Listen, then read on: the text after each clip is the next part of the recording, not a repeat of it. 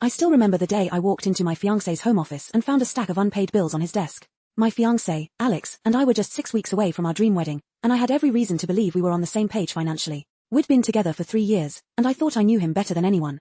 But as I began to sift through the bills, I realized that Alex had been lying to me about everything: our income, his job, even his education. I was 25, and Alex was 27. We met through mutual friends and had been inseparable ever since. I worked as a marketing specialist, and Alex claimed to be a financial analyst. We'd talked about our future, our dreams, and our financial goals. I thought we were building a life together, but it turned out I was just a pawn in his game. As I confronted him, Alex's demeanor changed. He became defensive and agitated.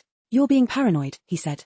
"I just didn't want to burden you with my work stress." I didn't buy it. I demanded to see his bank statements, and that's when I discovered the truth. He was making half of what he claimed, and he'd maxed out our credit cards on luxury items. My world crumbled.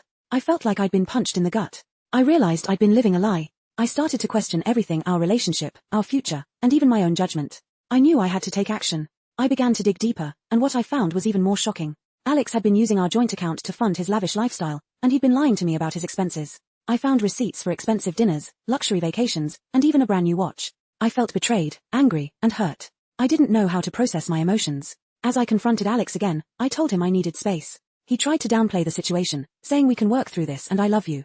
But I knew it was over. I couldn't trust him anymore. I started to make plans to call off the wedding. The next day, Alex's best man, Ryan, reached out to me. He claimed Alex had confided in him about his financial struggles, and he was worried about Alex's behavior. I realized Ryan had been in on the scam all along.